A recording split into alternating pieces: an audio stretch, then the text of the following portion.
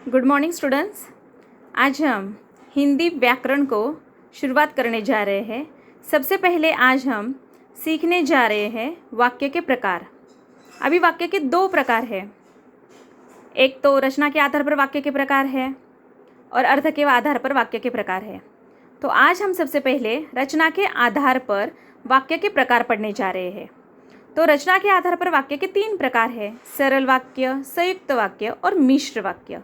सबसे पहले आज हम पढ़ेंगे सरल वाक्य। ठीक है, सरल वाक्य किसे कहते हैं?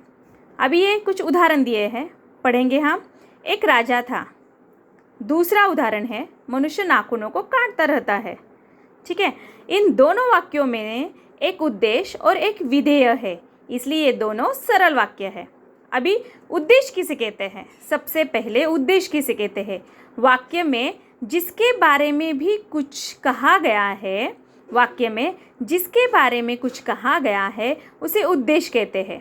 ठीक है, और उद्देश्य के बारे में जो भी कुछ कहा गया है उसे विधेय कहते हैं। अभी ये वाक्य है, एक राजा था। इस वाक्य में किसके बारे में कहा गया है? राजा। तो राजा यह क्या है? उद्देश्य है। ठीक है, और उद्देश्य के बारे में जो भी कुछ कहा गया है उसे विधेय कहते हैं।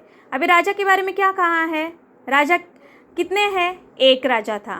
तो राजा यह उद्देश्य है और उद्देश्य के बारे में क्या कहा है? एक यह क्या है? विधेय है। तो इसी प्रकार जिस वाक्य में एक ही उद्देश्य और एक ही विधेय होता है उसे सरल वाक्य कहते हैं। दूसरा वाक्य, मनुष्य नाखूनों को काटता रहता है। इस वाक्य में किसके बारे में बताया गया है? मनुष्य। तो मनुष्य यह क्या है? उद्देश्य है। मनुष्य के बारे में क्या बताया गया है? नाखूनों को काटता रहता है। तो ये क्या है? नाखूनों को काटता रहता है, विधेय है। तो इसी प्रकार जिस भी वाक्य में एक उद्देश्य और एक विधेय होता है उसे क्या कहते हैं? सरल वाक्य कहते हैं। ओके, अभी दूसरा जो प्रकार है वो है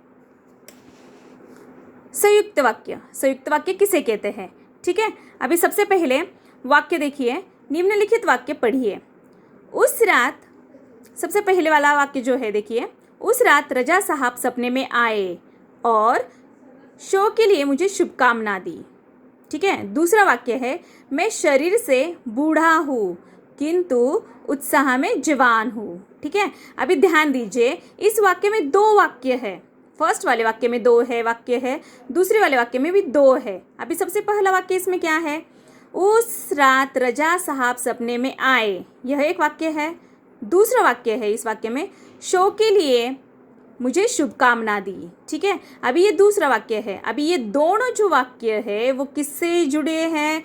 और इस अव्यय से जुड़े हैं। ठीक है, ओके, दूसरा वाक्य भी वैसा ही है। दो वाक्य है इसमें। फर्स्ट वाला है, मैं शरीर से बूढ़ा हूँ, यह एक पहला वाक्य है। दूसरा, उत्साह में जवान हूँ, यह दूसरा वाक्य है, जो कि कौन से शब्द से जुड़ा है? किंतु। किंतु यह क्या है? एक अव्यय है। तो इसी प्रकार यदि दो वाक्य किसी अव्यय से जुड़कर आते हैं या समुच्चय बोधक अव्यय से जुड़ते हैं और वह एक वाक्य बनता है तो उसे हम क्या कहते हैं? संयुक्त वाक्य कहते हैं।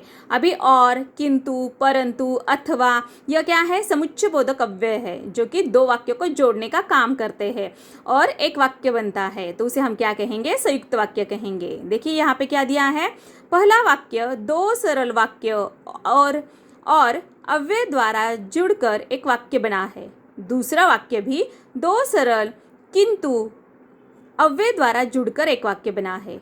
ये दोनों वाक्य संयुक्त वाक्य है।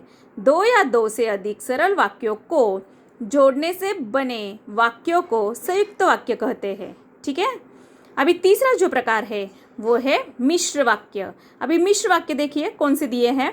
पहला वाला वाक्य है, कल जुहू पर दिन भर विश्राम कर लेंगे तो थकावट दूर हो जाएगी। दूसरा वाक्य है, मन तो करता है कि उन पर जवाबों के तीर चलाऊं। अब ये दोनों वाक्य हमने पढ़े, ना तो ये सरल वाक्य है ना तो दो सरल वाक्य और किंतु परंतु समुच्चय बोधक अव्यय से जुड़ कर आए हैं।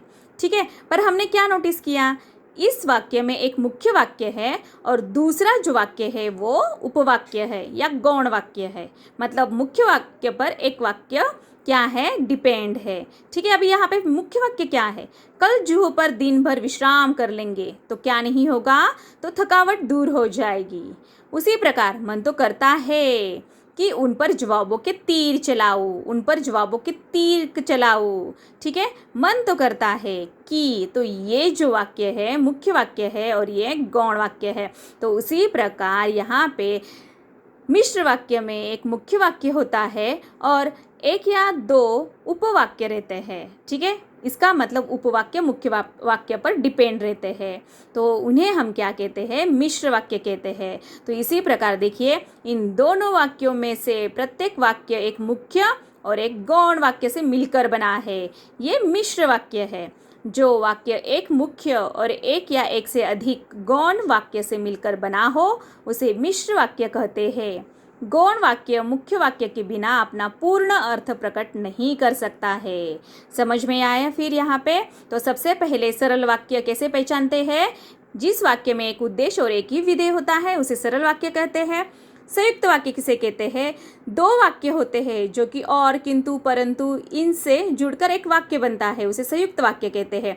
और मिश्र वाक्य कैसे पहचानना है? एक मुख्य वाक्य रहता है, ठीक है, मुख्य वाक्य रहता है और बाकी के उपवाक्य उन पर डिपेंड रहते हैं। और मिश्र वाक्य इस तरह भी हम पहचान सकते हैं, कैसे? तो एक तो वो सरल वाक्य नहीं रहता है और इसमें और, किंतु, परंतु दो वाक्य भी जुड़कर नहीं आते हैं, तो इसलिए हम आराम से मिश्र वाक्य भी पहचान सकते हैं।